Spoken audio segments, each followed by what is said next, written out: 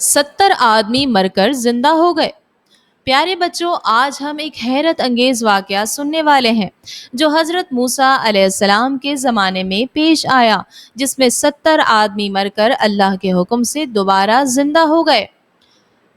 جب حضرت موسیٰ علیہ السلام اللہ سے ہم کلامی کرنے 40 دن کے لیے کوہ طور پہاڑ پر گئے تو پیچھے ایک سامری نامی منافق نے لوگوں کو گمراہ کرنا شروع کر دیا۔ اس نے لوگوں کے زیورات پگھلا کر ایک بچڑے کی مورتی بنائی اور حضرت جبرائیل علیہ السلام کے گھوڑے کے قدموں کی مٹی اس میں ڈال دی۔ اچانک وہ بچڑا بولنے لگا۔ سامری نے لوگوں سے کہا، یہی تمہارا خدا ہے۔ موسیٰ علیہ السلام تو اللہ کو ڈھونڈنے گئے ہیں اور اللہ تو یہاں ہے۔ بچوں، بنی اسرائیل اس جادو سے دھوکا کھا گئے اور اس بچڑے کی پوجا کرنے لگ گئے۔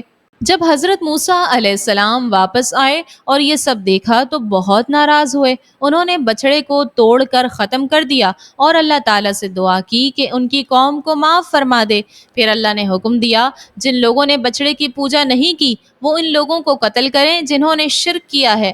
اب تقریباً 70,000 گناہ گار لوگ مارے گئے۔ پھر اللہ تعالیٰ نے حکم دیا کہ حضرت موسیٰ علیہ السلام 70 نیک آدمیوں کو لے کر کوہ طور پر جائیں اور وہ سب اللہ سے دعا کریں کہ اے اللہ ہمارے گناہ معاف فرما دے۔ حضرت موسیٰ علیہ السلام نے اچھے عبادت گزار اور 70 آدمیوں کو چنا اور انہیں لے کر پہاڑ پر گئے۔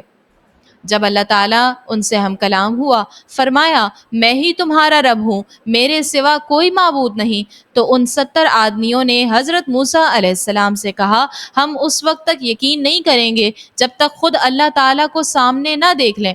بچوں، یہ اللہ کی شان میں بہت نامناسب اور بے ادبی کی بات تھی۔ پھر کیا ہوا؟ ایک فرشتہ آیا اور اس نے ایک زوردار آواز نکالی کہ سب کے دل دھڑکنا بند ہو گئے اور وہ سب کے سب مر گئے۔ حضرت موسیٰ علیہ السلام نے روتے ہوئے دعا کی، یا اللہ یہ لوگ میری قوم کے نمائندے ہیں، اگر یہ مر گئے تو باقی قوم کیا سوچے گی، میری بات کون مانے گا؟ اللہ تعالیٰ نے حضرت موسیٰ علیہ السلام کی دعا قبول فرمائی اور ان 70 مردوں کو دوبارہ زندہ کر دیا۔ قرآن پاک میں ہے، پھر ہم نے تمہیں تمہاری موت کے بعد زندہ کیا تاکہ تم شکر گزار بنو۔ تو بچوں، اس واقعے سے ہمیں کیا سیکھنے کو ملا؟ ایک تو یہ کہ ضد کرنا اور نبی کی نافرمانی کرنا بہت بڑا گناہ ہے، اور اللہ تعالیٰ چاہے تو مردوں کو دوبارہ زندہ کر سکتا ہے، اور گناہوں کی معافی کے لیے سچی توبہ ضروری ہے، نہ کہ ضد اور تکبر۔ اور یہ بھی بات پتہ چلی کہ اسلام میں معافی مانگنے کا دروازہ کھلا ہے، بشرط یہ کہ دل سے معافی مانگی جائے، اور ہمارے پیارے نبی صلی اللہ علیہ وسلم کی شریعت بہت آسان ہے، سچے دل سے توبہ کرو، اللہ معاف کر دیتا ہے۔